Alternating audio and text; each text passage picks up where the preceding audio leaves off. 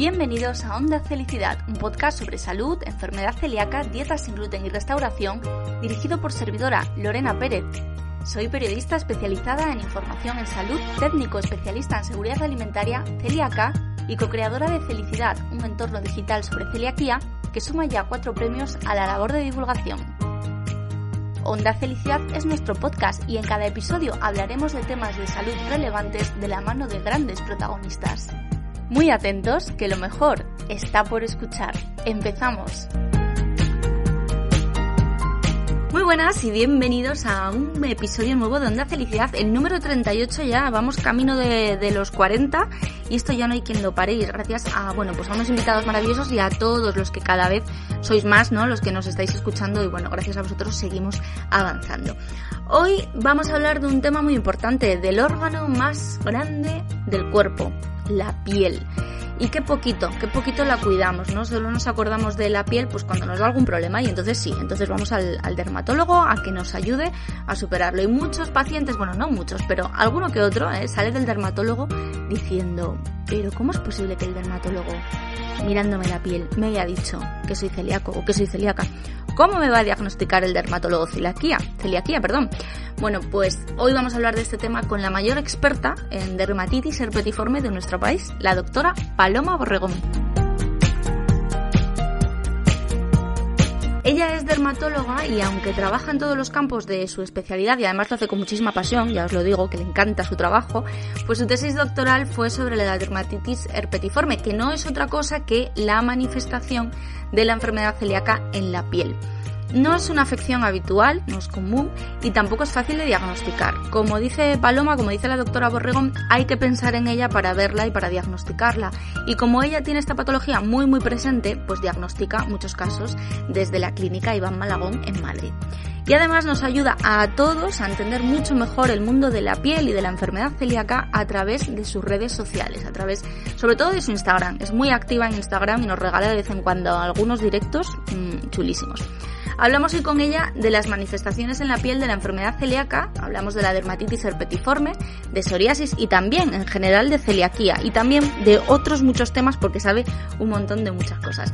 Es un honor, Paloma, bienvenida a Onda Felicidad, muchísimas gracias por estar aquí y por regalarnos lo que nos vas a regalar, que es conocimiento puro y duro, maravilloso además. Muchísimas gracias, es un placer la verdad estar aquí, como dices, me entusiasma entre otras cosas pues porque me dedico en cuerpo y alma a esto y nada, pues un placer como siempre compartir contigo un ratito charlando sobre enfermedad celíaca. Y es que es curioso porque ella es dermatóloga, entonces tú piensas en un dermatólogo y no piensas en enfermedad celíaca. Y a mí la primera pregunta, que además creo que, mira, que esta es de las pocas que no te he hecho nunca, es ¿por qué te fijaste en la enfermedad celíaca y en la dermatitis herpetiforme? Porque siempre que nos preguntáis por el tema piel y celiaquía decimos, la que más sabe es la doctora Paloma Borregón. ¿Por qué te fijaste en nosotros? Pues es muy buena pregunta. La verdad es que la dermatitis herpetiforme es algo que estudias en derma, pero como muy de pasada, ¿no? Es una enfermedad ampollosa infrecuente. Entonces, es un capítulo que está ahí en los libros, pero no, efectivamente nadie repara en ella, ¿no? ¿Y por qué empecé a dedicarme a eso? Porque efectivamente, como tú dices, cuando dices que eres dermatóloga y que te dedicas a enfermedad celíaca, claro, la gente dice, ¿pero cómo? O sea, y cuando yo cuento que diagnostico pacientes de enfermedad celíaca a través de la piel, alucinan, ¿no? La gente dice, de hecho, los pacientes mismos dicen, ¿pero tú, que eres dermatóloga, ¿cómo vienes aquí a decirme a mí que yo voy a ser celíaco, ¿no? Y luego cuando ven la endoscopia que lo demuestra, dicen, ostras, pues sí, ¿no? A través de la piel se puede saber. Y es que la dermatitis herpetiforme es una manifestación en la piel de la enfermedad celíaca. Yo empecé a interesarme por el tema pues por un caso personal. Como yo creo que casi todos o la mayoría de los que nos dedicamos íntegramente a enfermedad celíaca, tanto establecimientos, restaurantes, médicos, casi todos tenemos algo que ver con la enfermedad celíaca, ¿no? Nos ha tocado de cerca. Mi caso, ¿cómo fue? Pues mira, mi caso fue tan cerca, como que mi ahora marido, en aquel momento mi novio de siempre, pues él tenía unas lesiones en la piel, ¿no? Y a él de siempre le habían pasado cosas varias, médicas, que nadie le había dado más importancia porque él estaba sano totalmente. Él, por ejemplo, no tenía diarreas. Entonces, ¿qué tenía? Tenía una dermatitis que le picaba mucho, que en algún momento alguien diagnosticó de psoriasis porque le salían los codos, en las rodillas, la zona del sacro, en los glúteos, en el cuero cabelludo a veces, y le picaban mucho, ¿no? Pero bueno, le decían, pues esto va a ser psoriasis, y él se echaba pues sus corticoides toda la vida y sus picores y ya está. Y a todo esto, pues yo me hago dermatóloga. Entonces, de repente, claro, yo empecé a rotar en la consulta de psoriasis y yo decía, cuando hacía la residencia, pues a mí esto que tú tienes no me parece que sea una psoriasis, ¿no? No es como las que yo veo en la consulta. Y entonces empecé a indagar. Empecé a ver que esa supuesta psoriasis que le salía, y es algo que te cuentan todos los pacientes y es lo que te debe de un poco encender esa bombillita, es que las lesiones, además de que pican mucho, empiezan siendo ampollitas, pequeñas ampollitas, vesículas. Entonces él me decía, a mí es que me pica mucho y me sale como una ampollita, me la rasco y les pica menos ya cuando se rascan. Iba por brotes, no lo relacionaba con nada. El estrés, sí, a lo mejor era lo único que podía provocarle más brotes, pero llevaba así, pues fíjate, desde que era niño, ¿no? Pues toda su vida con esto, con esta supuesta psoriasis, que a mí no me lo parecía. Y ya estudiando que habían pollitas, pues indagando, de repente un día, pues pensé, esto va a ser dermatitis herpetiforme. Eso que yo estudié de pasada en los libros va a ser dermatitis herpetiforme. Y la verdad es que no había visto ninguna físicamente en la consulta porque son infrecuentes. Entonces, cuando yo le dije a él qué es lo que me pasa con todos los pacientes, pues mira, es que yo creo que vas a ser celíaco. Alucinaba en todos los colores, porque claro, me decía, pero ¿qué me estás contando? Si yo se tomaba pues unos bocadillos de barra.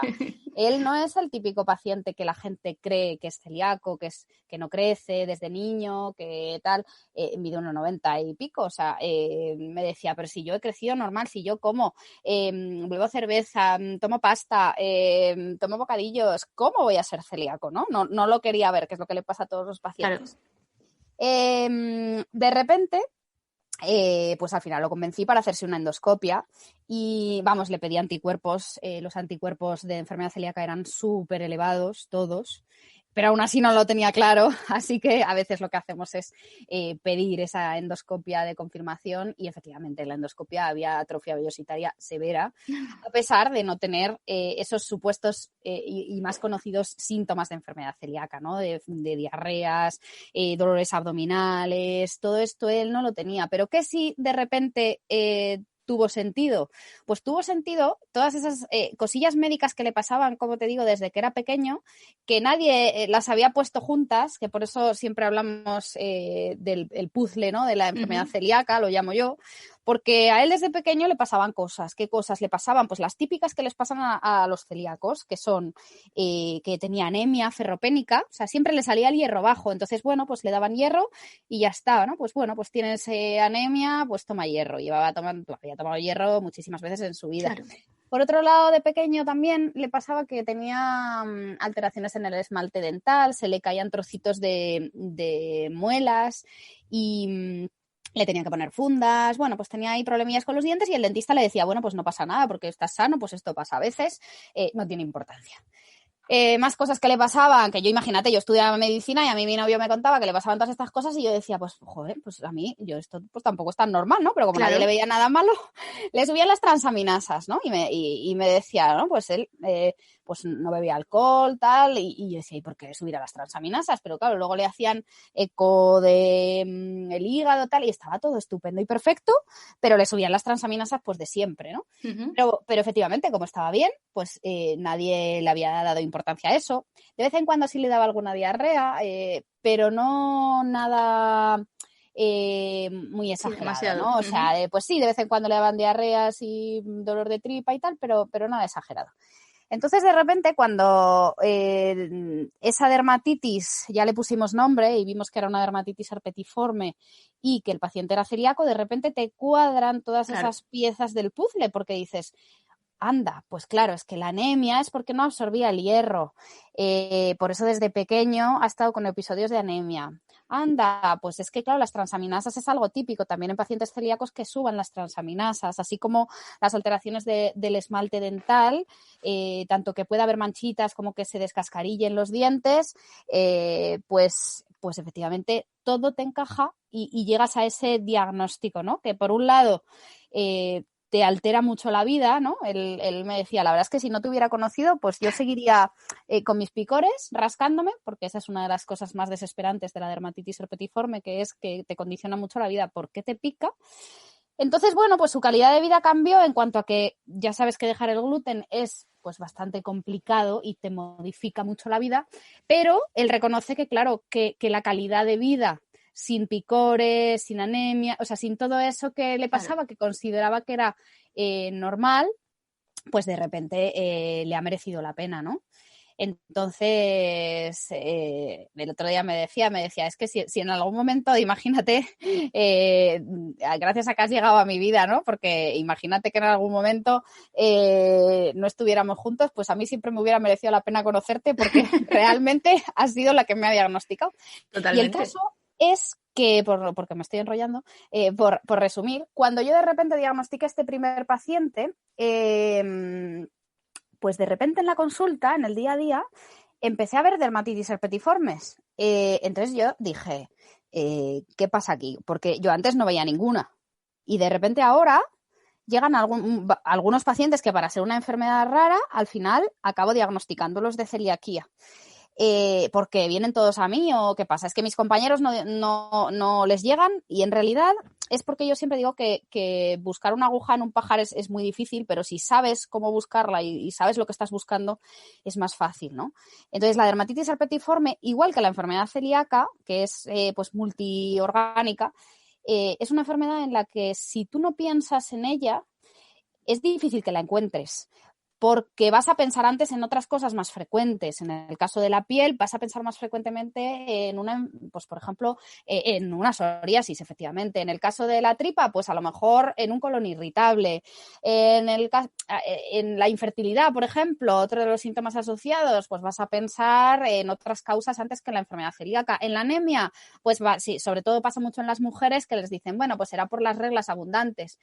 Entonces, si no tienes en mente, por un lado, que existen estas enfermedades y por otro lado, pones en contexto y le preguntas al paciente por otras cosas que puede haber asociadas, no la vas a encontrar en la vida y por eso la dermatitis herpetiforme es una enfermedad difícil de diagnosticar. Es importante de diagnosticar porque al final el diagnosticar una enfermedad en la que empezar la dieta sin gluten cuanto antes es esencial. Pues claro, nuestro papel ahí es crucial, claro. Pero efectivamente no es fácil. Por eso todo lo que hagamos llegar para que tanto los médicos como los pacientes identifiquen todas estas cosas, que a mí me pasa mucho y la verdad es que me da mucha alegría cuando mucha gente me escribe y me dice, oye, gracias a que te escuché hablar, no sé en dónde, pues me sentí identificado y me di cuenta de que lo que me pasaba podía ser eso. Fui al médico y efectivamente al final me han diagnosticado de enfermedad celíaca, ¿no? Y me ha cambiado la vida para bien. Porque vemos gente que lleva 10, 20 o los años que sea, o toda su vida, incluso gente ya mayor, que lleva toda su vida sin un diagnóstico y padeciendo cosas que le hacen, pues eso, un poco vivir peor porque nadie ha pensado que pueda ser celíaco, ¿no? Sí. Y diagnosticamos a gente de 70, o sea, que de repente te dicen, pues es que, porque se acostumbra la gente a pensar que lo que le pasa es normal, exacto. Pasa mucho con, una cosa que cuentan mucho los pacientes, es la sensación de hinchazón de tripa después de comer, o los gases, o el sentirse así como pesado después de comer. Y de repente, como lleva pasando toda la vida, pues, o desde que uno pues desarrolla la enfermedad celíaca, asumís que es normal. Entonces, es como de, claro, cuando de repente a alguien le quitan el gluten, se le diagnostica, dice, ostras, es que todo esto que me pasaba no era normal. O sea, es que yo no tenía que estar pesado después de las comidas, no tenía que, claro que no. O sea, es que yo iba estreñido y yo pensaba que es que, pues ese era mi ritmo, ¿sabes? Intestinal.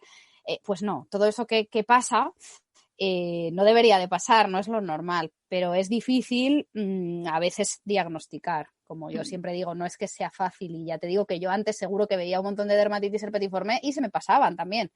Y ahora no se me pasan porque lógicamente pienso en ellas. Por eso decidí investigar. De hecho, yo estaba haciendo la tesis doctoral de otra cosa, de urgencias en dermatología, que es otra de las áreas que me gustan.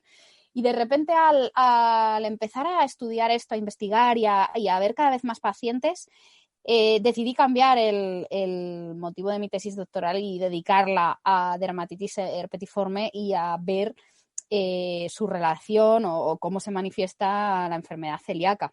Y para mi sorpresa, pues aprendí no solo de derma, sino de un poco de todas las especialidades, porque es lo que tiene la enfermedad celíaca, que siempre hablamos, que al final nos toca un poco, te diría yo, a todos los especialistas, porque casi Totalmente. en todos los órganos puede pasarte algo, algún síntoma, alguna manifestación de la enfermedad celíaca. Así que somos un montón los profesionales que debemos conocerla y tenerla en mente para poder diagnosticar bien. Así que ahora, pues eso, me hice la tesis sobre eso y ahora, pues, como bien decías, me dedico mucho, no solo en mi día a día a ver pacientes con dermatitis herpetiforme, sino también celíacos que no tienen dermatitis herpetiforme, porque no todo es dermatitis herpetiforme, que también pasan muchas cosas en la piel y en general en los celíacos. A veces es como cuando uno tiene diabetes o cuando uno tiene alguna enfermedad te marca un poco, ¿no? Te estigmatiza y al final es como de cualquier cosa que te pase, no, eso va a ser por la enfermedad celíaca, ¿no? Seguro que mucha gente le pasa. Seguro. Pues no todo es eso. Sí que es verdad que hay cosas, luego las iremos viendo, seguro que las repasamos, que pasan con más frecuencia en la piel de los pacientes con enfermedad celíaca, por eso sí que es importante ir a algún médico que tenga conocimiento de ello. Pero efectivamente, pues pasan otras cosas. Entonces, igual que en el organismo, así que tenemos que estar un poco al día. Y nada, pues a eso me dedico y a investigar, sobre todo a intentar hacer estudios, a colaborar con las asociaciones de celíacos, que son las que la verdad ayudan muchísimo, tanto nos ayudan a los médicos, que a veces no tenemos tiempo de sentarnos y dedicarnos a explicarle al paciente que se encuentra perdido, sobre todo al principio, cómo hacer las cosas, pues la verdad es que las asociaciones de celíacos, yo por ejemplo colaboro mucho con la de Madrid, que funciona fenomenal, y luego también ahora estoy con otros expertos en la materia en la FACE, ha creado comité. un comité científico que es maravilloso reunirnos porque de repente estar con gente que sabe mucho al respecto es un gusto, porque siempre de esas reuniones salen cosas súper interesantes y la verdad es que es una maravilla poder estar ahí, porque se nota cuando alguien sabe del tema y sobre todo le entusiasma, pues es fenomenal, ¿no? Y estamos especialistas de todas las especialidades, que yo creo que es lo bueno y lo importante en este caso. Además es que has estado hablando de algo que a mí me parece fundamental, has hecho un repaso de esos síntomas que tiene tu ahora marido, porque creo que es muy importante hacer hincapié en que la enfermedad celíaca no es una enfermedad que solo provoca síntomas digestivos, se nos tiene que quitar de la cabeza no solo a los pacientes, sino a los profesionales, ¿no? Que hablamos siempre de que es una enfermedad sistémica y de que sois muchos especialistas los que podéis de alguna manera ver la enfermedad celíaca. En tu caso es más, entre comillas, sencillo, porque si alguien tiene dermatitis herpetiforme es celíaco, pero podemos ir al ginecólogo, tener algunos problemas que tienen que hacer que el ginecólogo pues se le encienda la bombilla y diga, espérate a ver si no va a ser esto una celiaquía. La dermatitis herpetiforme a día de hoy es enfermedad celíaca sí o sí en todos los casos. ¿Esto es así desde siempre? ¿Os ha costado que la gente lo entendiera? Esto, pues mira, no es así desde siempre. Efectivamente, bueno, cada vez vamos sabiendo un poco más. Antiguamente, o sea, yo de hecho cuando estudiaba en la carrera de dermatitis herpetiforme, de hecho en algún libro antiguo que tengo por ahí lo sigue poniendo así, lo que decíamos era que la dermatitis herpetiforme se asociaba a la enfermedad celíaca, o sea, como que tenías más papeletas de ser celíaco si tenías dermatitis herpetiforme. Pero esa idea ya ha cambiado a día de hoy porque ya hemos visto que todos los pacientes que tienen dermatitis herpetiforme son celíacos. Es decir, que no son dos enfermedades diferentes, que es la misma enfermedad, o sea, es lo que llamamos una manifestación de enfermedad celíaca. Por eso, si yo automáticamente te diagnostico de dermatitis herpetiforme, ya sé que eres celíaco. Y el tratamiento va a ser el mismo que el de la enfermedad celíaca, que es la dieta sin gluten para toda la vida. Por eso, antiguamente sí que estaba indicado, cuando yo sospechaba dermatitis herpetiforme, hacer una endoscopia intestinal para ver cómo estaba el intestino y confirmar ahí la enfermedad celíaca.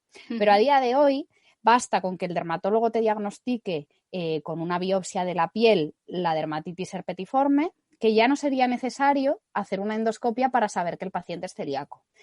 Nosotros siempre decimos, yo cuando lo discuto con mis compañeros y sobre todo con los digestivos y tal,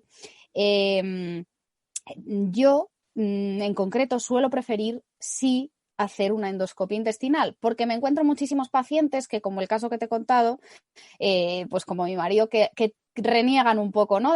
Porque No parece que es algo de la piel y no se lo creen. ¿Y qué es lo que vemos? Que la gente se toma más en serio la dieta sin gluten cuando sabe que su intestino, que no solo la piel, sino que también su intestino está dañándose, o sea que la cosa va por dentro. Por eso yo sí que en casi todos los casos, salvo que sean niños o pacientes a los que, bueno, pues le quiero ahorrar la endoscopia, no se la hago, pero generalmente sí que la suelo hacer por eso, porque necesito demostrarles que eso es así, que su intestino está mal, que no solo es una cosa de la piel, que es una manifestación. O sea, es como el que tiene gripe, pues tiene tos, tiene mocos, tiene fiebre, pues esto es igual.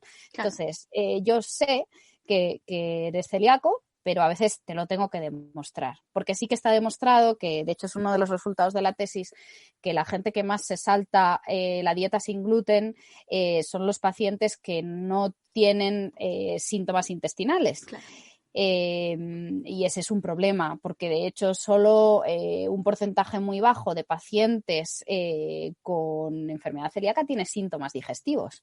De estos que si comes algo con gluten te da diarrea o tal, ahí está claro, o sea, no te saltas la dieta porque te sientes mal. Claro. Pero el problema es que cuando no te sientes mal, tienes que tener muy claro que hacer la dieta es muy importante, aunque no te sientas mal, aunque no te dé diarrea, es muy importante. Entonces, ellos tienen que verlo. Así que ya te digo, a día de hoy yo te diagnostico dermatitis herpetiforme y automáticamente te diagnostico celiaquía.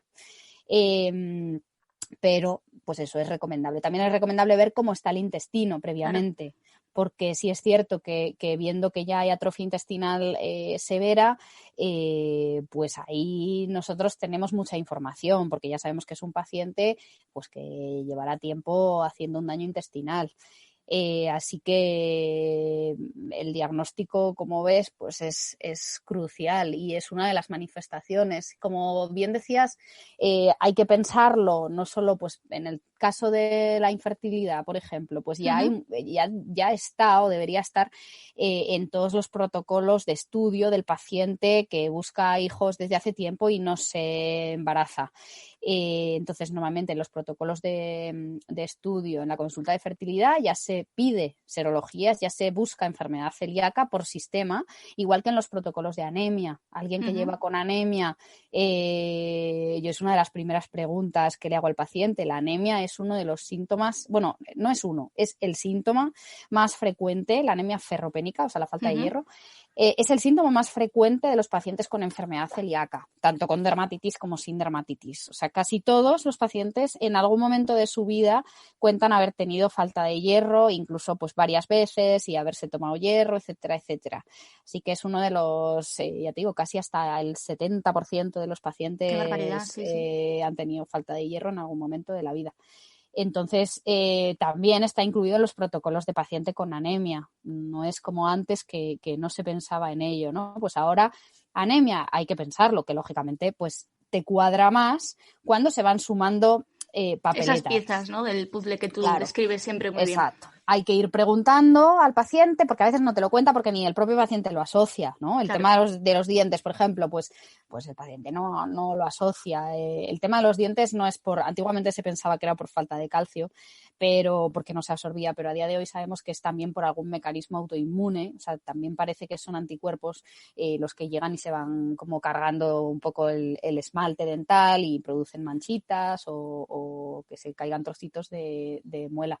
Pero ese, por ejemplo, pues es otro de los síntomas y así lo que tenemos que ir haciendo es preguntarle al paciente y sobre todo también a veces preguntar por familiares celíacos. También, que muchas veces, claro, eso te aumenta las papeletas de tener enfermedad celíaca.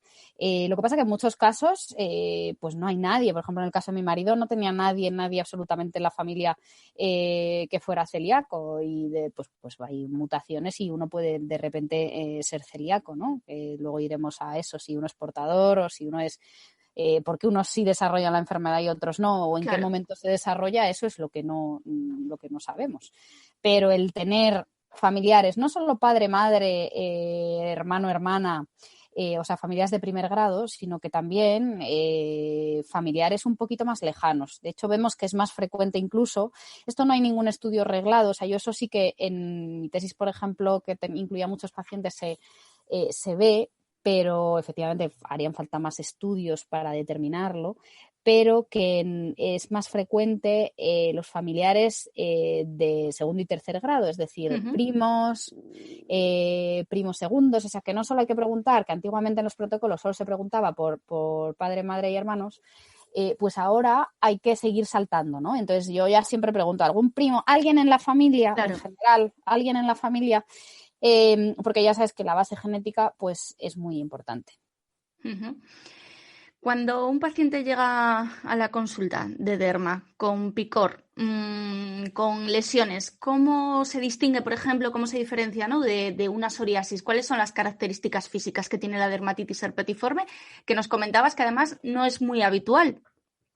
Exacto, es una enfermedad, fíjate, es una enfermedad rara, o sea, la tienen entre 1 y 75 personas de cada 100.000, o sea, muy poco. No es como la enfermedad celíaca, que es la enfermedad celíaca es muchísimo más frecuente y más frecuente aún de lo que se diagnostica, aunque cada vez ya lo vamos haciendo mejor. En este caso, yo veo muchas, o sea, veo enfermedades celíacas, o sea, veo dermatitis herpetiforme porque los pacientes vienen a mí, porque me dedico a ello, pero no es lo habitual. Entonces, es una enfermedad muy rara, pero clínicamente es característica. O sea, lo que nosotros vemos nos tiene que dar la pista para seguir buscando, ¿no? ¿Qué es lo que vemos? Pues es una enfermedad que, por un lado, cursa en brotes. ¿Vale? O sea, que el paciente, y a veces no lo relaciona con atracones de gluten, o sea, simplemente, como te decía antes, el propio estrés es una de las cosas que más te hace que salgan lesiones.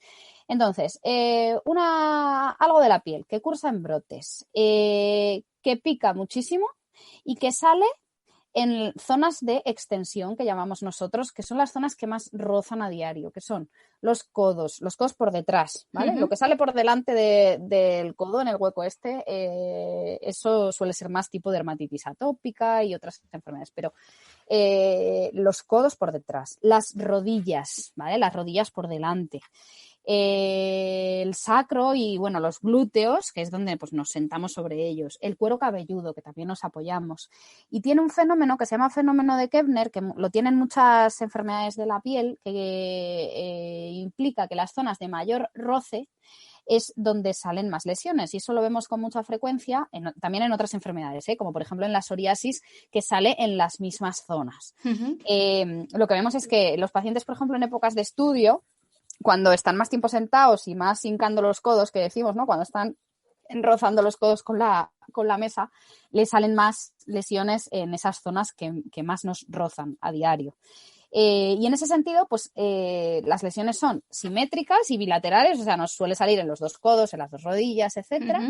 No solo en esas zonas, sino también en la parte de delante de la pierna, ¿no? Entre el, vamos a decir, el empeine y la rodilla, en esa zona de adelante.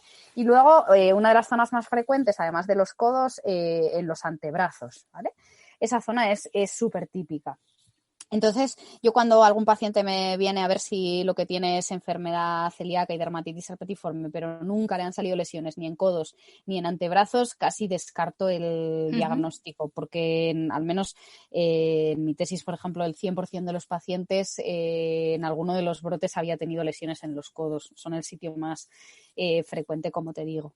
Y las lesiones son típicas, pero el problema es que cuando vienen a la consulta no siempre las vemos.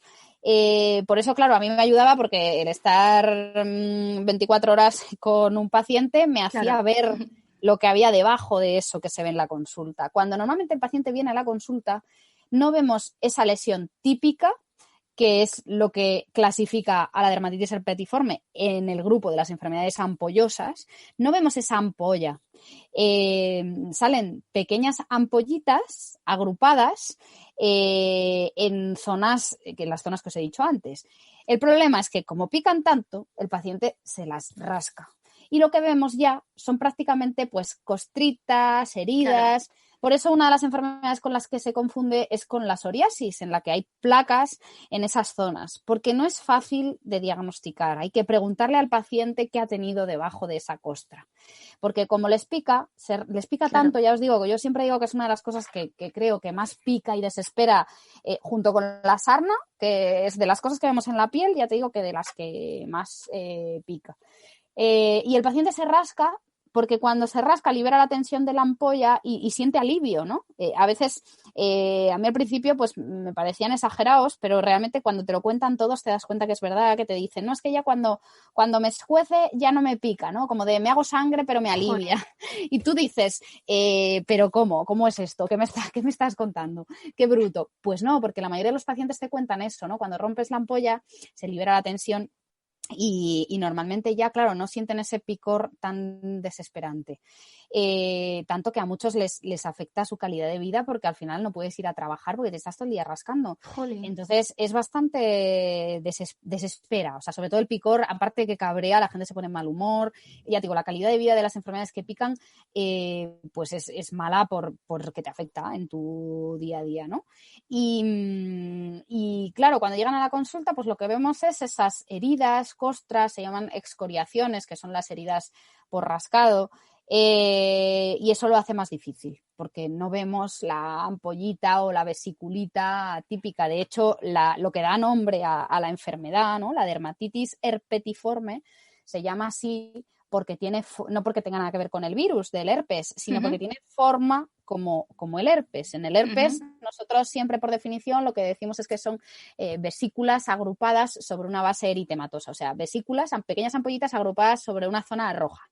Y eso es lo que vemos en estos pacientes, pero claro, si los viéramos en la fase de me acaba de salir la ampolla y todavía no me la he rascado.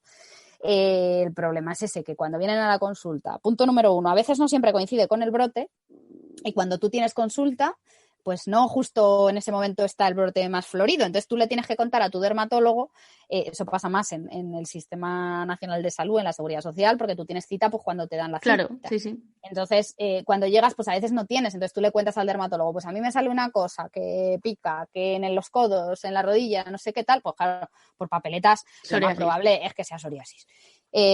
Por eso se confunde un poco el diagnóstico. Claro, por eso es tan importante todas las preguntas de las que hablábamos antes, ¿no? Hablar con el paciente y que te explique todos esos síntomas que quizás podemos normalizar, pero que hay que saber que no se deben normalizar, ¿no? Oye, pues es que yo llevo tomando hierro 15 años. Pues ahí ya te encamina a ti un poquito más, aunque no puedas ver perfectamente esas lesiones, a decir, a ver si va a ser una dermatitis herpetiforme. Eso es, todo suma, ¿no? Y todo te hace más probable que sea. Luego hay algunos pacientes que les pasan cosas que a veces vienen, pues ¿será que soy celíaco? Pues no, hay veces que no llegamos a diagnosticar la enfermedad celíaca, aunque sí que tengas anemia, aunque tengas cosas, ¿no? Lo que siempre insistimos mucho es que ante la duda, eso siempre lo hablamos tú y yo, es que ante la duda no dejes el gluten.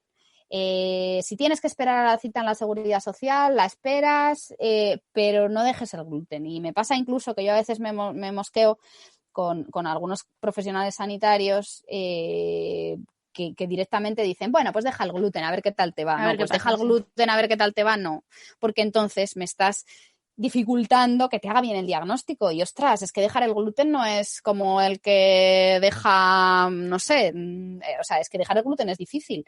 Entonces, si vamos a hacer algo que le va a condicionar la vida al paciente, vamos a hacerlo bien, vamos a diagnosticarlo bien. Porque si tú empiezas a dejar el gluten y resulta que efectivamente eres celíaco, ¿qué pasa? Que nunca vamos a llegar a un diagnóstico, porque una vez que dejas el gluten, los anticuerpos se negativizan, el intestino mejora, y en el momento en el que quieras hacer bien el diagnóstico, pues ya es un desastre, porque ya tienes que volver a meter el gluten, a la gente le da miedo meter el gluten, y oye, pues si me dices que es otra cosa de, bueno, pues prueba a echarte una crema unos días y ves qué tal, no, es que esto es, modifica tu vida de aquí al futuro. Entonces, vamos a hacer las cosas bien, vamos a esperar, vamos a hacer las cosas analítica con anticuerpos, después también la biopsia intestinal, y bueno, todos los procesos del diagnóstico que si quieres luego los iremos viendo, pero el caso es hacer las cosas bien y en ese orden, porque si no luego es un desastre. Pasa también a veces con los niños pequeños que las mamás se desesperan, mamás y papás, se desesperan porque claro, ven que el niño está mal, que le pasa algo, que le han dicho que puede ser celíaco, pero no tienen cita en digestivo hasta dentro de X tiempo. Sí. Entonces, que automáticamente miran por ahí y dicen, pues le quito el gluten. Cuando llega el digestivo, ya es un desastre, porque claro, ya has entorpecido el diagnóstico, le habrán bajado los anticuerpos. Para llegar a un diagnóstico, los anticuerpos tienen que estar X veces más altos de lo normal, luego ya nunca vamos a llegar. Vas a tener que meterle el gluten otra vez a tu hijo con el consiguiente sufrimiento. Claro.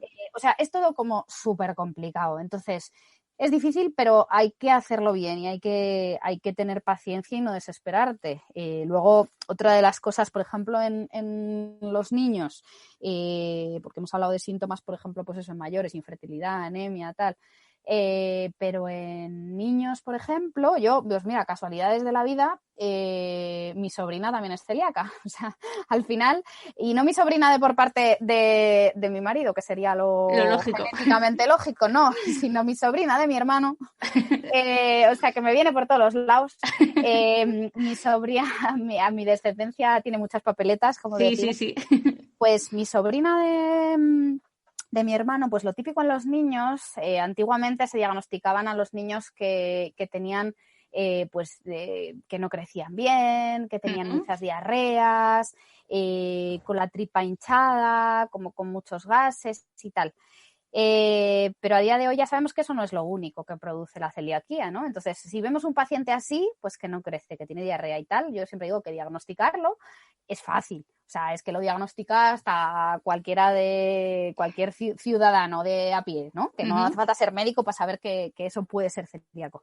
Pero ¿qué les pasa muchas veces a los niños? Que no es tan claro el diagnóstico. A veces no es diarrea, sí que pueden ir estreñidos, eso es algo habitual. Y sobre todo les cambia el carácter.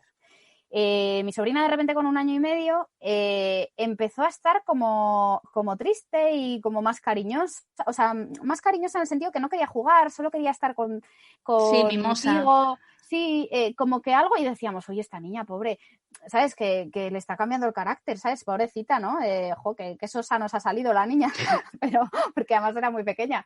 Y ella iba estreñida, pero bueno, pues tampoco era una cosa muy exagerada. Es verdad que empezó comía menos, no tenía ganas de comer, pero sobre todo el carácter. O sea, de repente ese carácter de estoy malita, pero no sé... Claro, iba al médico y no, pues la pediatra estaba súper perdida, pues no, pues tendrá una infección de algo, pues tal, pero y ya tenía la tripa muy, pues eso, muy, muy hinchada y dura además, pero y yo pensaba, digo, va a ser celíaca, pero decía, no, como yo tengo de formación profesional, ¿sabes? Que solo veo enfermedad celíaca, pero claro, efectivamente, le pidieron los anticuerpos y tenía los anticuerpos también a las 9. De hecho, no le llegaron a hacer la endoscopia porque efectivamente en los niños sí se perdona la endoscopia si cumplen unos criterios, ¿no? Como que se confirme la genética, que se vuelva a repetir la analítica y vuelvan a tener los anticuerpos muy elevados. O sea que en este caso ella... Pero claro, mi cuñada deseando meterle la dieta sin gluten porque claro, desesperada con la niña que estaba ahí malita, pero no. O sea, hay que tener paciencia, seas adulto, seas niño, vamos a hacer las cosas bien, vamos a buscar un diagnóstico. Que no, pues tú seguirás comiendo gluten tranquilamente. Claro. Que sí, pues ya sabes que con razón te tienes que esforzar en ello y tomártelo en serio. Porque si no, quien deja el gluten así, un poco porque sí, es más difícil que cumpla la dieta, porque es difícil. A ver, sí, entonces, dentro de que cada día es más fácil hacer la dieta sin gluten, porque hay como más opciones y más alternativas, pero bueno, pues hay que tomárselo en serio. Sí, lo vemos a menudo, ¿no? Que hablas con gente a través de las redes, a través de mail, que te dicen, me he quitado el gluten para probar y no saben quitárselo al 100% porque no acuden, por ejemplo, a una asociación de pacientes. Entonces, bueno, las cosas hay que hacerlas bien, hay un protocolo, hay que acudir siempre al médico, que es el que nos va a diagnosticar en Internet. No se dan diagnósticos y es el que nos va a decir, pues después de hacernos unas pruebas, si somos celíacos o si no somos celíacos. Y en caso de tener, pues eso, problemas en la piel y si encima tenemos algún pariente celíaco, pues hay que sospechar de esa dermatitis herpetiforme y bueno, pues acudir a expertos como Paloma, porque no es una enfermedad fácil de ver y me imagino además también el alivio, ¿no? De que te digan, bueno, es esto y se te va a acabar quitando. No vas a estar toda tu vida rascando y con picores, porque sí que tenéis un fármaco para ayudar a aliviarlo, pero el tratamiento es el mismo que la dieta, o sea, que para un celíaco, porque son igual de celíacos que el que tiene problemas digestivos. Exactamente. En la dermatitis herpetiforme sí tenemos un arma, como dices, que es un fármaco que lo que hace es como que bloquea los anticuerpos a nivel cutáneo. Que es la sulfona o la dapsona. Este fármaco se usa poco en medicina, se usa sobre todo para otras enfermedades, como por ejemplo para la lepra. O sea, de hecho hay que hacer como o bien una fórmula magistral o bien un fármaco como petición a extranjería, porque aquí se usa poco, pero para esto es muy eficaz. ¿Pero qué pasa? Que es un parche. Claro. Es eficaz para toda esta gente que tiene brotes, que está desesperado de picor, porque es tomarte la sulfona y en cuestión de un par de días el picor ha mejorado, el brote se corta, ¿no? Pero ¿qué pasa? Que eso no hace nada contra el intestino. Entonces, para nosotros, pues es una herramienta muy útil, pero claro, hay que concienciar al paciente de, oye, esto es para un tiempo, ¿vale? Entonces, a la larga no vale de, bueno, pues yo como lo que quiero y luego ya si me da un brote, pues me trato con la pastilla, ¿no?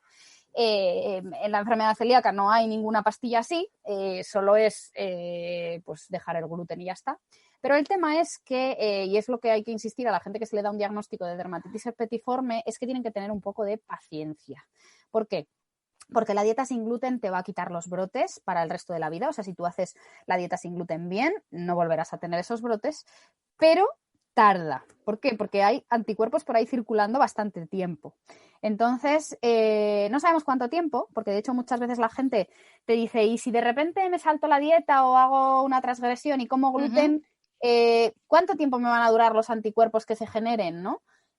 Pues es que eso no se sabe, pero sí se sabe, fijaos que cuando hacemos estudios en piel, a veces se ven nosotros con la biopsia cutánea, por eso nuestro diagnóstico es con biopsia, porque coges un bocadito de la piel, lo miras al microscopio y hay una prueba que se llama inmunofluorescencia directa, que es la que ve los anticuerpos que están ahí depositados produciendo esas ampollas. Pues cuando hacemos pruebas de esas en pacientes con dermatitis herpetiforme, en algunos casos se ven que hasta 12 y 13 años después sigue habiendo algún anticuerpo por ahí. ¡Madre mía! En la piel. Exacto. Entonces, lo normal es que tarde hasta 2 años o en torno a 2 años. Hay gente que mejora súper rápido. Una vez que empieza la dieta, en unos meses ya no le salen brotes. Pero hay gente, María, por ejemplo, hasta los 2 años de dieta sin gluten estricta, no dejó de tener brotes. Entonces, al principio, claro, decía, me estás vacilando, estoy aquí, fastidiándome, haciendo la dieta sin gluten, súper estrictamente y sigo haciendo brotes, me sigo rascando a muerte, ¿qué pasa aquí, no? Pues es normal. Hay que decirles que tengan paciencia porque los 2 primeros años pueden seguir teniendo brotes.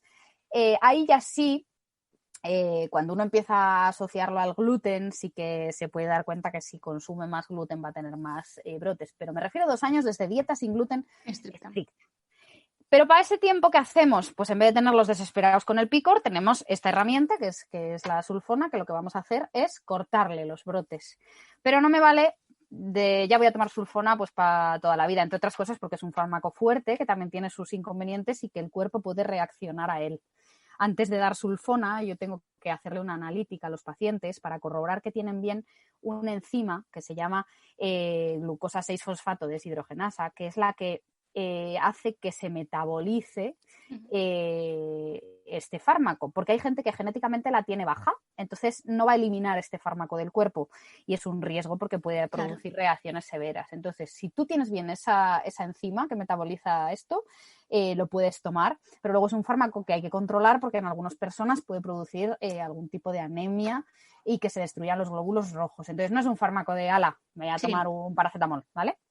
Pero sí que es cierto que como mejora mucho la calidad de vida, merece la pena tomarlo con un control. Hay gente que lo pauta habitualmente pues durante esos 2 años, el tiempo que sea, como una pastilla todos los días, pero normalmente yo suelo preferir, por no estar tomando esta pastilla, que no es cualquier pastilla, habitualmente usarla en brotes y es muy rápido. O sea que uno, de hecho esa es otra de las maneras que uno confirma que esto es una dermatitis herpetiforme, ¿no? Porque si es una dermatitis herpetiforme en un par de días que te hayas tomado el fármaco, el picor sobre todo se alivia mucho. Entonces yo suelo preferir eso, tratarlo en brotes por no teneros ahí. Pero ya te digo que lo fundamental es concienciarse de que la dieta sin gluten la tienen que hacer. Y muy importante lo que dices, esto para todos los celíacos con dermatitis o no, es ir a pedir ayuda. Nosotros, efectivamente, en la consulta, o sea, yo, por ejemplo, como lo vivo de cerca, sí que sé mucho y, de hecho, les recomiendo a los pacientes sitios donde comprar dulces, sitios donde comer pasta, tal, al final, pues porque lo vivo en mi día a día, ¿no? Así da gusto que encima el médico te dé esas recomendaciones, eso es una pasada. Sí, yo les suelo recomendar sitios, pero porque al final me los sé todos y porque también en concreto, pues al final mi marido es muy estricto en el tema y nosotros nos lo tomamos súper en serio. Claro.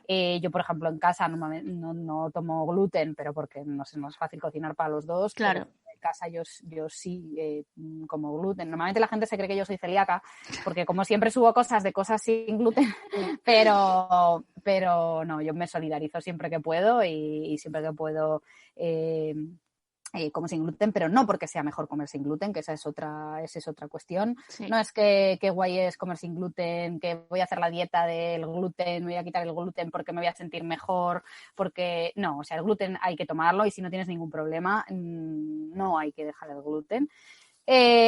Yo por eso ya te digo que como gluten fuera de mi casa, o en mi casa pues también tengo mi parcelita de un poco de gluten, pero igual que a los niños, a los hijos no hay que no darles gluten porque la familia tiene que comer gluten. Uh-huh. O sea, yo, por ejemplo, con mis sobrinas, pues la sobrina que no es celíaca tiene que comer gluten y la otra no. Entonces, de vez en cuando hay que darle gluten porque si no, no voy a darle gluten a mi hijo, que es la pregunta que se hace mucha gente, no voy a darle gluten para que no se haga celíaco, al que no lo es todavía. Uh-huh. Pues no es solución, ni aunque tengamos una genética que nos predisponga a ser celíacos, no está demostrado, al revés puede ser contraproducente, que dejar el gluten haga que no vayamos a ser celíacos, claro. Porque a veces el no exponerse al gluten, por eso es importante meter el gluten en la edad en la que se recomienda, porque luego puede ser peor. O sea, si tú no tomas gluten, al final se puede desarrollar en un buen momento de la vida la enfermedad celíaca, ¿no? Entonces, es mejor meter el gluten a su tiempo, tal, y así directamente. O sea, que eso... Quitar el gluten a quien tiene que quitarse el gluten. Aparte que no es fácil, o sea, que yo digo, ya son ganas de dejar el gluten. Sí. Te condiciona la vida. Entonces, no, si sacas un beneficio claro de ello, porque tal, pues oye... O sea, de hecho, yo hay gente que les estudiamos y luego no se confirma que son celíacos y me dicen, bueno, es que yo me siento mejor sin gluten. Bueno, pues si tú ya una vez descartado el diagnóstico, hecho el diagnóstico tal, tú quieres dejar el gluten por tu cuenta, oye, pues allá tú, ¿no? Allá tú, claro. Siempre habiendo descartado primero el diagnóstico. Entonces, en ese sentido, una de las cosas más habituales que vemos es que cuando los pacientes no mejoran, en la dermatitis nos pasa mucho, porque como te digo, hay muchos que no se lo toman en serio la dieta, pero la celiaquía igual, pacientes que no mejoran y es que no saben, a veces no es porque ellos estén haciendo la dieta mal, conscientemente me refiero, claro. Es porque no lo saben. Entonces, ahí, como te digo, la labor es crucial de pararte y sentarte. Tú dime un médico, a ver, yo antes trabajaba en la Seguridad Social, a lo mejor tienes 5 minutos, como mucho 10, claro, para diagnosticar a un paciente y para explicarle en esos 5 o 10 minutos que es celíaco, o sea, que tiene, no solo que tiene dermatitis herpetiforme, sino encima que es celíaco, que a partir de ahora va a tener que comer sin gluten y el paciente está más perdido que todas las cosas. Chiflamos, claro, no puede ser. Entonces, ni tienes tiempo, ni podemos, ni sabemos todos, yo porque me toca de cerca, pero el que no le toque de cerca, pues no tiene por qué saber tanto, ¿no? Entonces, el papel de las asociaciones, y no solo de las asociaciones, sino también de vosotros, los que os dedicáis en redes, pues eso, con podcast, con lo que sea, a acercarle a la gente esta enfermedad, ¿no? A normalizar un poco la vida sin gluten, ayuda muchísimo.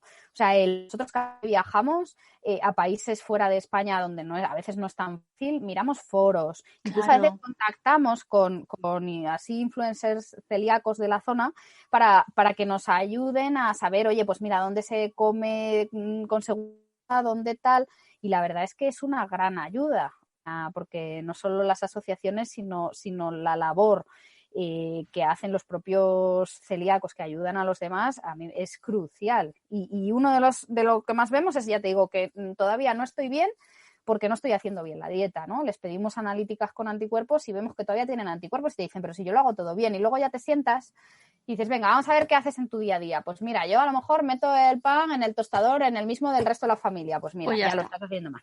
Claro.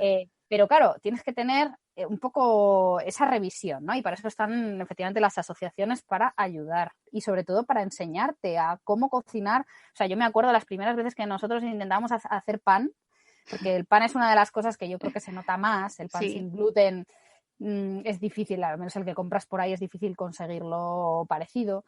Al principio, o sea, no sabes la de panes que hemos podido hacer, o sea, teníamos hasta, nos regalaron una panificadora que la tiramos porque es que no éramos capaces de hacer un pan que no fuera un arma de destrucción masiva, o sea, duro, o sea, era horroroso. Y ya es muy fácil porque ahora... Sí. Ves gente que ya ha experimentado, que ha probado, que lo sube en Instagram por receta de pan sin gluten. O sea, es una maravilla, ¿no? Entonces, ha cambiado mucho, sí. En los últimos años ha cambiado infinito, vamos. Total.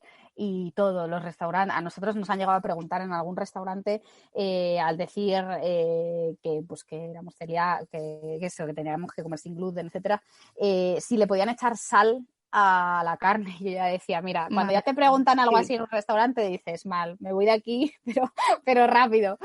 Pero ya a día de hoy un poco, yo creo que todo el mundo sabe lo que es la enfermedad celíaca, lo que es el gluten. Cuesta que entiendan los establecimientos lo estricto que es necesario hacer la dieta. Sí lo entienden, y esto lo hablamos muchas veces con el tema de las alergias, que siempre nosotros, no debe ser así, ¿no? Mi marido me dice, no, tenemos que decir la verdad porque hay que educarlos, ¿no? Claro. Pero a veces es más fácil decir, oye, es que soy súper alérgico al gluten, ¿no? Sí. Porque el tema alergia es como que lo ve, ¿no? Saben que alguien con una alergia que va por otro mecanismo inmunológico, pues se le puede cerrar la vía aérea, te puedes ahogar en su establecimiento. O sea, entonces más les vale que si eres alérgico a los cacahuetes, no te den nada en absoluto que ni roce un cacahuete, ¿no? Eso lo tienen claro. Con lo cual, bien, porque te salva la vida. Pero es verdad que el tema del gluten, ¿sabes? Hay mucha desinformación, sí. Es más complicado, porque al final piensas, bueno, pues es una diarreilla. No, perdona, es que no es una diarreilla, es que implica muchas más cosas. Entonces, yo me estoy esforzando en mi día a día como para llegar a un sitio y que de repente, involuntariamente, me metan gluten y encima sin que yo a veces me dé cuenta hasta que ya me lo he comido, ¿sabes? Claro, sí. Entonces, bueno, pues hay todavía mucho que hacer, pero ya no es ni mucho menos lo que era antes. Pero bueno, sí que hay que ayudar todos a educar, ¿no? No es fácil ir a un restaurante y ser como el especial, ¿no? Pasa tanto con los amigos, que al final ya te acostumbras a que tus amigos, tú eso lo vivirás, al final los amigos se adaptan a ti, sí, lógicamente, porque te quieren, pero si tienes que hacer algo que te implica salir con gente que no tal... No tienes tanta confianza, sí. Claro, al final eres... por lógica te tienes que soltar y tienes que perder la vergüenza para poder decir, oye, mira, es que soy celíaco, ¿me puedes hacer esto en otra sartén aparte o tal? Es que hay que echarle narices y hay que ser especial, pero hay que ser así, ¿no? La gente a veces se cree que como qué especial es esta persona, ¿no? Qué maniático. Qué maniático, sí. Y a veces da como rabia, ¿no? Porque dices, no, es que yo tengo que ser así. O sea, es que no me queda Es que es mi otra. salud. Claro. O sea, es como los diabéticos se tienen que pinchar insulina, ¿no? Y a veces después de comer, es que el diabético se levanta la camiseta y se pincha su insulina y a todo el mundo nos parece normal porque tiene que hacerlo, ¿no? Pues vosotros igual tienes que hacer eso. Y entonces no es que seas raro, no es que seas... Es verdad que te haces un poco más, por lo que yo veo en la consulta y hablo muchas veces con los psicólogos, te haces un poco más controlador en el sentido de que de repente, claro, tienes que controlar muchos factores a tu alrededor para poder comer con tranquilidad. Sí. Entonces, a veces por esa ley, pues claro, tranquilidad, como digo yo, solo te puedes fiar en tu casa de lo que haces tú. Pero claro, por esa ley, pues tampoco, oye, pues tenemos que socializar, tenemos que hacer vida y tenemos que vivir lo más normal posible dentro de hacer una dieta sin gluten. Entonces, bueno, pues se trata un poco de condicionar tu vida lo mínimo posible. Pero es verdad que son pacientes que a veces sufren porque aparte que te haces más controlador, pues te acostumbras a controlar. Claro, mi marido dice, es que tengo que comer 5 veces al día, ¿no? Entonces, si yo voy de viaje a no sé dónde, pues tengo que saber dónde voy a comer porque yo no puedo improvisar, ¿no? Yo soy todo lo contrario, ¿no? Yo vivo improvisando, entonces, aunque soy muy planificada y organizada, es verdad que yo, pues, si un día pues, como a las 5 de la tarde, bien, y si otro me pilla por ahí, pues como lo que sea. Entonces, eso, claro, un paciente celíaco no lo puede hacer. No. Tienes que llevar siempre, seguro que a ti te pasará, pues tu maletilla con tus cositas sin gluten. Tienes que estar preparada, ¿no? Para que te pueda pasar algo. Entonces, eso te implica que, lógicamente, necesitas más organización. Pero muchos lo pasan mal, sobre todo al principio, hasta que te acostumbras a eso, ¿no? A ser un poco el más especial, pues, y hasta que normalizas que, pues, si tú vas y tienes que pedir que te hagan el filete en una sartén aparte y no en la plancha donde están haciendo el resto de cosas con gluten, pues bueno, pues es que tiene que ser así. Tiene que ser así, exacto. Es tu salud. Entonces, claro, lo que no puedes hacer tampoco es no salir, no hacer nada, no... Claro, es que eso tampoco, porque entonces lo que vemos es que la gente sufre porque le cambia la vida, ¿no? Les cambia el carácter. Entonces, bueno, es difícil, sobre todo al principio, pero bueno, y si el paciente está mal, yo siempre insisto en que hay que pedir ayuda, porque muchas veces no somos conscientes de lo que nos está haciendo sufrir el tema. Pero nos está haciendo sufrir. Entonces, a veces hay que pedir ayuda. Oye, no pasa nada, hay psicólogos que se encargan. Eso sí, luego hay psicólogos y psicólogos, ¿no? Pero yo tengo un paciente que, por ejemplo, fue al psicólogo porque efectivamente es que lo pasaba mal con el tema de no salgo, no tal, estaba siempre preocupado, habré comido gluten, porque claro, hay pacientes que te vienen, habré comido gluten, pues claro, es un agobio vivir pensando eso, ¿no? Entonces, pero lo mandé a un psicólogo sin saber, o sea, no pensé que tenía que ser un psicólogo especial que supiera del gluten. Entonces, cuando luego volví a mi consulta, me dijo el paciente, ya no he vuelto a ir a la psicóloga tal, y yo le dije, pero ¿y por qué tal? Y ella me dice, claro, es que me ha dicho que bueno, que no me agobie, que si como un poquito no pasa nada, ¿no? Y tú vaya. Y yo ya diciendo, no, porque, ¿sabes? Entonces, no, a ver, un poquito sí que pasa, por un poquito sí que pasa. Entonces, exacto. No puedes, tienes que, o sea, si eres psicólogo, tienes que ayudar al paciente, lógicamente, a que normalice su vida y a que viva con eso, pero no a lo loco. No. Entonces, por eso luego ya me di cuenta y de hecho hice mucho hincapié cuando montamos el comité de expertos en la FACE. Insistimos todos, porque todos vemos, claro, todos los que nos dedicamos a esto tenemos los mismos pacientes y los mismos problemas, insistimos en que tenía que haber un psicólogo o psiquiatra que conozca la enfermedad celíaca, ¿no? Porque efectivamente por un poquito sí pasa, y si tú a un paciente celíaco vas y le dices no, si no pasa nada, como de en plan, bueno, tú tranquilo, no te agobies, relájate, no te agobies, pues no, porque un poquito sí pasa, ¿no? Entonces, claro, ¿qué pasó? Que ya no quiso ir más en la vida, ya me dijo, no, es que esto yo ya no, porque claro, y tenía toda la razón, entonces ahora ya sé que tengo que saber a quién mandar, y eso en cualquier especialidad, ¿no? Porque totalmente, al final, claro. pues eso, también me encuentro algún nutricionista que para que el paciente mejore porque tiene síntomas, le dice, bueno, pues deja el gluten a ver qué tal. No, que ya me estás cambiando todo, o sea, me estás empeorando el diagnóstico. Entonces, bueno, pues al final sí que es importante saber a dónde vas, ¿no? A quién vas. Yo para eso siempre aconsejo que los pacientes, porque me preguntan a veces de toda España y yo no conozco gente que se dedica a esto por toda España, pero yo siempre insisto en que llaméis a las asociaciones de celíacos, porque ellos sí que saben, o sea, nos tienen a todos los que nos dedicamos a esto, no somos muchos tampoco, ¿no? Entonces, nos tienen fichados porque saben quiénes somos, ¿no? Entonces, saben gente de la pública, saben gente de la privada. A día de hoy ya, por ejemplo, en la pública hay libre elección de médico y aunque se tarda, bueno, ahora con la situación en la que estamos es más difícil ahora es todo, complicado. pero en general uno puede pedir libre elección de médico. O sea, de hecho nosotros, por ejemplo, pedimos libre elección para ir, porque queríamos ver al doctor Farrais, a Sergio Farrais, que es un digestivo excelente. Maravilloso. Que pues vive íntegramente también dedicado a esto. Y al final se puede, y luego médicos privados incluso te pueden decir, pues eso, los que tienen algunas sociedades o los que no, pero al final siempre es mejor buscar profesionales que sepan, ¿no? Igual pasa con las endoscopias. Yo, por ejemplo, no me vale cualquier estudio genético, no me vale cualquier endoscopia, o sea, tiene que ser, si yo sospecho esto, tengo que mandarle a alguien que haga una endoscopia intestinal que sepa cómo la tiene que hacer, porque dado que la enfermedad celíaca es una enfermedad que decimos parcheada, o sea, no afecta a todo el intestino, son parches. Entonces puede dar la casualidad de que si tú coges una biopsia no lo pilles. Entonces es un paciente que se te queda perdido sin diagnosticar. A veces los anticuerpos son negativos, cosa que nos complica.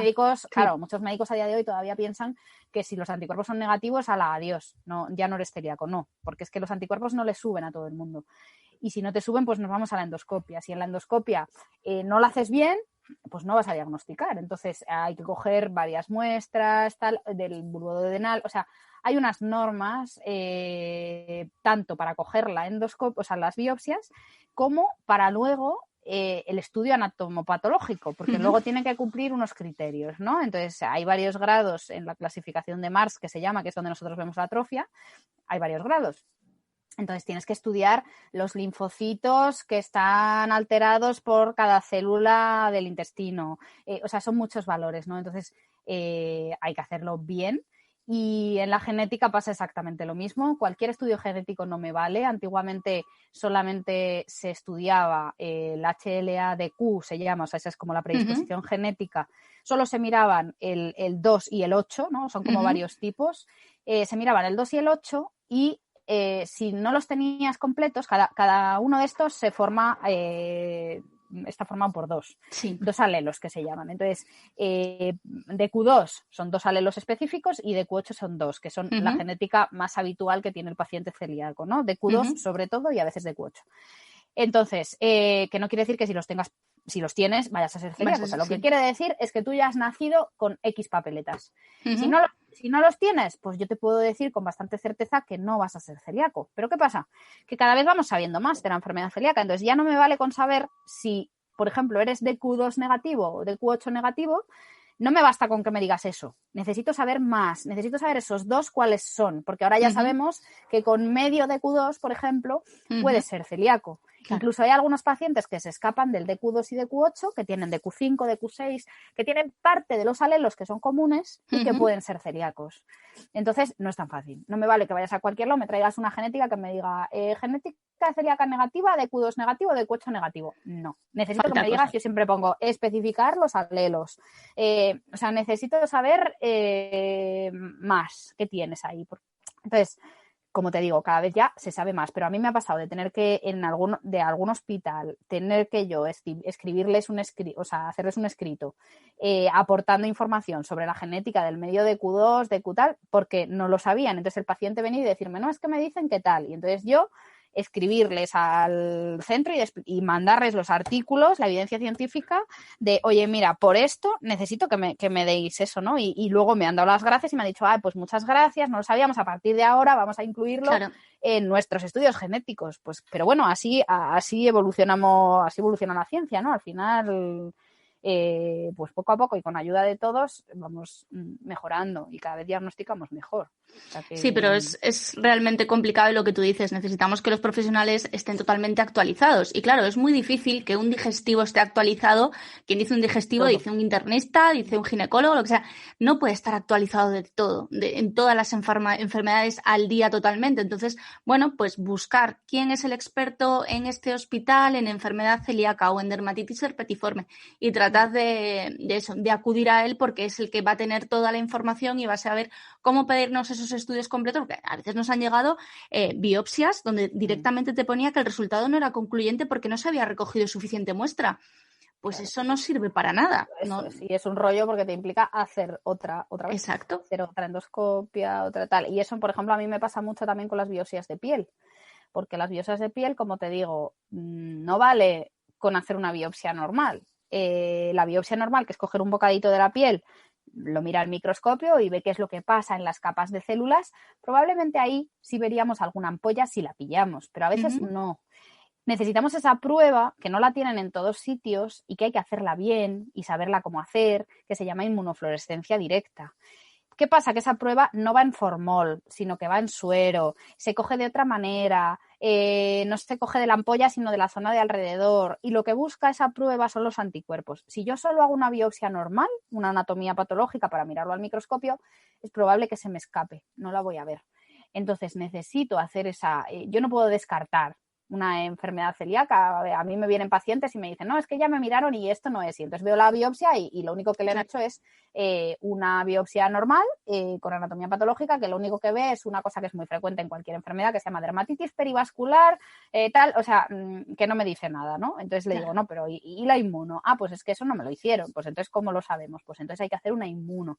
Y quiero ver tus anticuerpos, quiero ver, en la dermatitis herpetiforme hay un patrón característico y se ve cómo los anticuerpos se depositan de forma granular y además son anticuerpos de tipo IgA. O sea que yo con una inmuno yo puedo diagnosticar a ciegas. O sea, si yo veo una inmuno de un paciente ya puedo saber que matemáticamente tiene dermatitis herpetiforme, pero tengo que hacerla bien. Entonces, pues no me vale cualquier cosa, me vale algo que esté bien hecho y aún así a veces son difíciles de diagnosticar y salen negativas y luego años más tarde el paciente vuelve a tener otro brote, le hacemos una y sale positiva, que es lo que vemos con mucha gente, que en su momento no le pudieron diagnosticar porque no salió ni en la endoscopia o a lo mejor en la endoscopia tenían algunos linfocitos, o sea, tenían como no llegaban ni siquiera a cumplir criterios de Mars-1, que es como lo mínimo, pero ya te digo que luego años más tarde pues se le vuelve a hacer otra y entonces ya sale atrofia intestinal y dices pues claro, probablemente esto que ya tenías era algo pues que en su momento no se llegó a ver o no era tan avanzado y no lo vimos, ¿no? Nos lo perdimos. Y eso pasa. Yo muchas veces cuando tengo un paciente que tiene todas las papeletas pero no consigo diagnosticarlo, ya le digo, el tiempo dirá, o sea, sigue comiendo gluten, sigue haciendo vida normal y dentro de unos años nos volvemos a ver. Y la mayoría de las veces o sea, al final, dentro de unos años, pues la cosa sigue avanzando y al final la acabamos diagnosticando. Claro. O sea que esa sería un poco la dinámica, pero bueno, como ves no es fácil, son muchas pruebas, son muchas, o sea, hay que saber cuándo seguir buscando y cuándo no seguir buscando, porque a veces, como te digo, pues si tú no estás actualizado, como dices, y haces unos anticuerpos y salen negativos, dices, ala, pues no. Matemáticamente ya este paciente no puede ser celíaco, pero joder, si tiene antecedentes de enfermedad celíaca, anemia, o sea, si tiene, vamos sumando piezas del puzzle, pues oye, insiste, pide la endoscopia. ¿Que la endoscopia te sale negativa? Bueno, pues entonces nada, seguimos felices. Pero si no, sigue buscando, ¿no? Es como la genética. Yo siempre digo, la genética no te da la clave de todo, no, pero es verdad que si tienes una genética negativa, pues con bastante probabilidad podemos decir que no creemos que vayas a ser celíaco, pero si te sale positiva quiere decir que vamos en buen camino estudiando. No quiere decir que vayas a ser celíaco porque gran parte de la población tiene esa genética y no todos son celíacos ni lo desarrollan.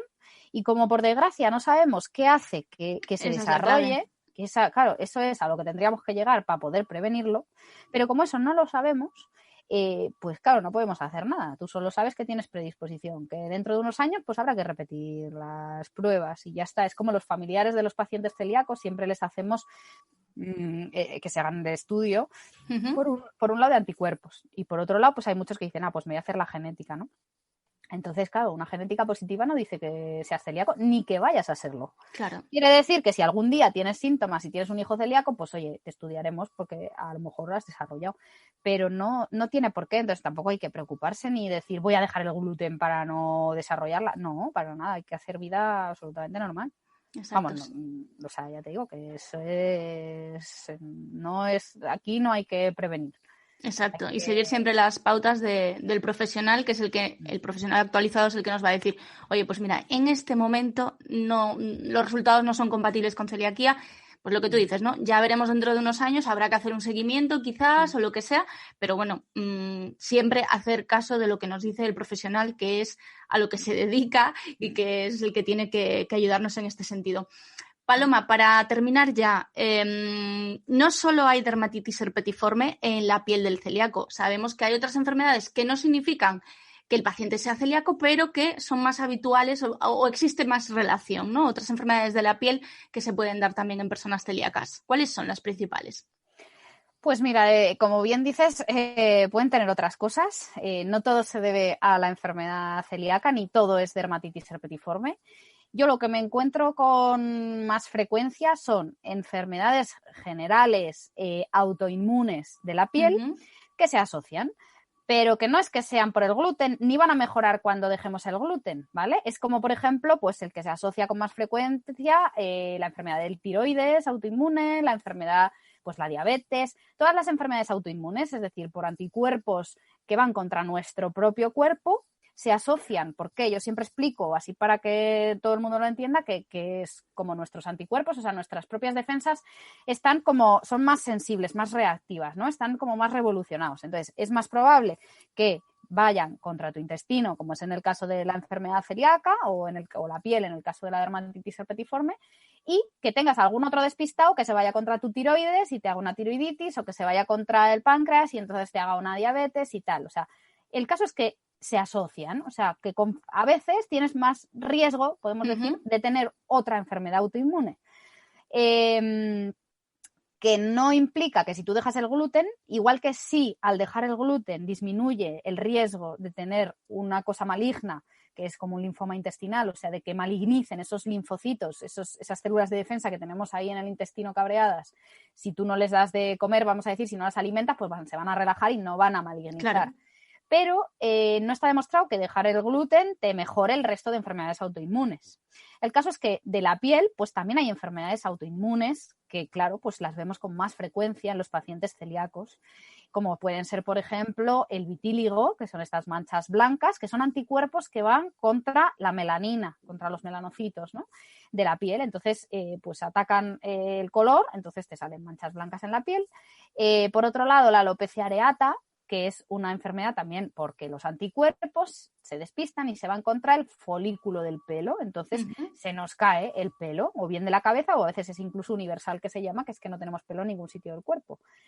También son anticuerpos y se trata con corticoides, o sea, al final tienen tratamiento, porque lo que queremos hacer es luchar contra esos anticuerpos que van contra el folículo. O sea, tiene solución, al final es una alopecia que si se trata mejora. Y que a veces se empeñan, bueno, ya que me han diagnosticado la celiaquía, pues a ver si me va a mejorar. Claro. A veces sí vemos, pero no hay ningún estudio que diga que podamos demostrar que dejando el gluten te va a mejorar una alopecia areata, pero sí es cierto que vemos pacientes que cuando su cuerpo está más en calma, tiene menos anticuerpos de su celiaquía, mejoran las alopecias areatas. Pero creemos que es porque al final, pues eso, el cuerpo está menos Más revolucionado. tranquilo. Entonces, Claro. el cuerpo está más tranquilo y podrían mejorar. Pero no podemos asegurar matemáticamente que si tú dejas el gluten, si eres celíaco, se te vaya a quitar la alopecia areata. Y luego otra de las cosas que vemos con mucha frecuencia, también con base autoinmune, es la dermatitis atópica. Que la dermatitis atópica, aparte es que es súper frecuente en la población. En los libros pone que como un 10% de la población, o sobre todo de los niños, son atópicos, pero la realidad es que mucha gente tiene la tendencia a tener una piel atópica, que es una piel más seca, más reactiva, como más delicadita, ¿no?, de lo normal. Y eso no quiere decir que tengas que ser celíaco para tenerla. Yo, por ejemplo, soy atópica y hasta hoy, no tocaré madera, pero hasta hoy no soy celíaca. ¿Qué quiere decir? Pues que es una piel más sensible, más reactiva, que no salen eczemas, son pacientes con más tendencia a tener alergias también pues al polen, al pelo de los animales, etcétera. Y sale en los sitios opuestos a la dermatitis herpetiforme. Uh-huh. En vez de salir en el codo por detrás, pues sale en el hueco popliteo que se llama, en el hueco antecubital, que es justo por delante, ¿no? Donde doblas el codo. Sale más en los pliegues, en el cuello, en la rodilla, pero en vez de por delante, por detrás, en el hueco popliteo que se llama, pues en los muslos, en las ingles, en el cuello, o sea, los pliegues, ¿vale? O sea, en los sitios contrarios. Y lo que salen son eczemas, que pican también, que la piel se seca, es una piel más reactiva, y eso lo vemos con frecuencia en pacientes celíacos, pero pues un poco por esa base de reactividad y luego por otro lado pues porque al final es frecuente en población general, o sea, no es que tengas más papeletas por ser celíaco, para nada. Y lo que también vemos que se puede asociar pues es psoriasis precisamente, porque también es otra enfermedad de base inmunológica, entonces con mucha frecuencia de hecho vemos que los diagnósticos se hacen mal porque es como de, si tú vas pensando, es como hay algo blanco que va en botella, ¿no? Pues leche, pues no. Si tú tienes antecedentes familiares, por ejemplo, ¿ves? A mi marido le pasaba que su abuelo tiene psoriasis. Entonces, claro, si tú le cuentas a tu médico que tienes algo que te sale en los codos, en las rodillas y tal, y que tienes antecedentes familiares de psoriasis, pues matemáticamente vamos a pensar antes en psoriasis, pues entre otras cosas porque es más frecuente. Claro. Entonces, pues a veces también se junta que los pacientes celíacos tienen psoriasis. Pues sí, pues puede pasar. Entonces hay que tratar la psoriasis independientemente de la enfermedad celíaca.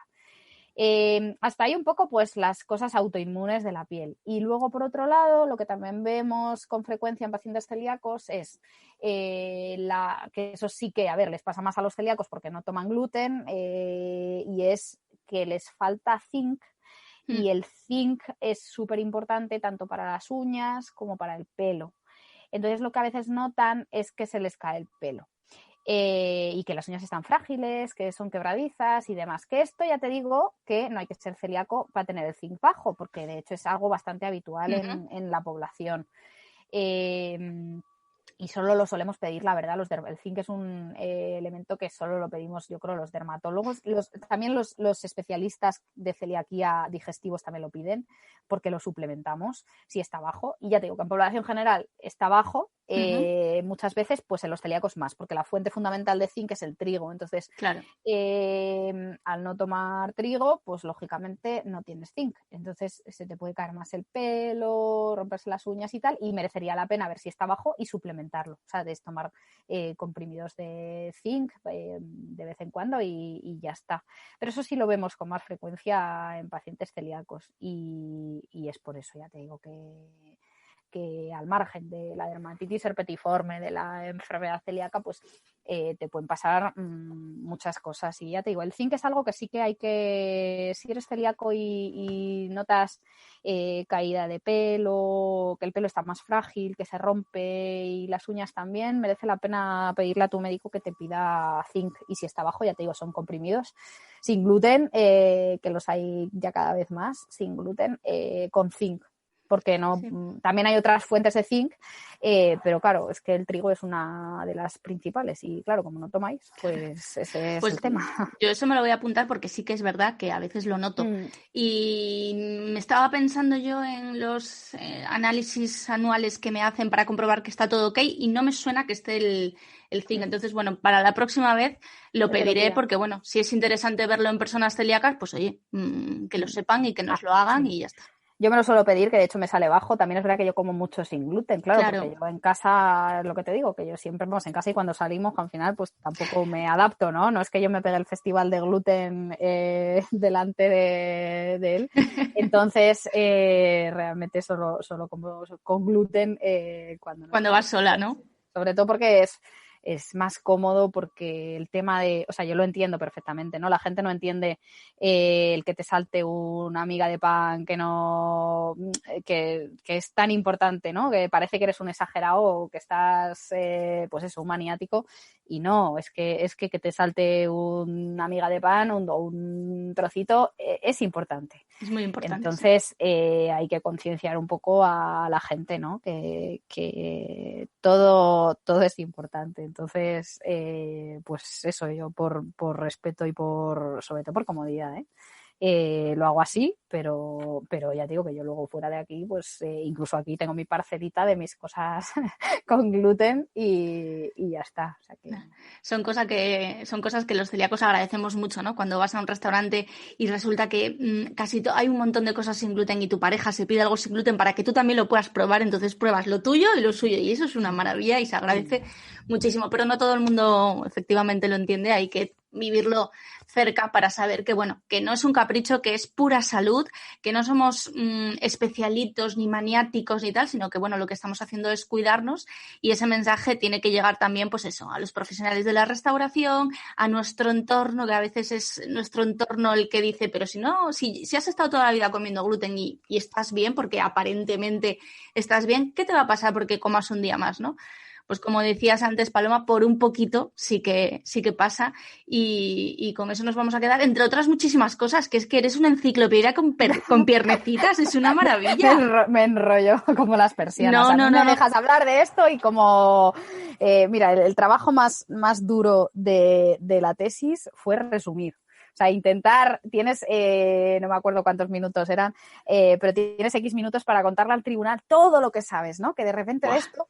Claro, yo decía, pero si es que yo ahora mismo de esto pues lo sé todo, entonces lo quieres contar todo, ¿no? En este caso sí que es verdad que siempre que hablo para la gente intento contar cosas que pueda hacer que se sientan identificados, que puedan ayudar a que ellos busquen un diagnóstico, a que nuestros compañeros médicos, nutricionistas, todos sepan cuándo deben buscarlo, que se les encienda la bombilla y que sepan que esta enfermedad existe, que la enfermedad celíaca es cada vez más frecuente, pero que es nuestra responsabilidad hacer las cosas bien, por su orden, porque la calidad de vida y el futuro de los pacientes celíacos pues depende en gran parte de que nosotros hagamos las cosas bien. Eso es. Pues nada, muchísimas gracias. Un placer, como siempre, escucharte. Nunca me canso de escucharte porque siempre cuentas cosas diferentes, nuevas, y además que lo cuentas muy bien, que comunicas estupendamente, pero bueno, eso ya lo sabes tú. Así que mil gracias. A ti, un abrazo muy fuerte. Un abrazo, un beso, Paloma, chao. Gracias. Hasta aquí el episodio de hoy. Volvemos en breve con los mejores invitados para seguir hablando sobre salud, bienestar y enfermedad celíaca. Si te gusta nuestro trabajo, no olvides suscribirte al programa en tu plataforma de podcast habitual. Y si nos regalas estrellitas y una reseña, te lo agradeceremos eternamente. Nos puedes escuchar también en Radio Narcea. Además, a través de nuestras redes sociales accederás a contenidos estupendos, la Escuela Felicidad, la app de restaurantes con opciones sin gluten Felicidad y la web felicidad.net. Mil gracias por escuchar Onda Felicidad y hasta el próximo episodio.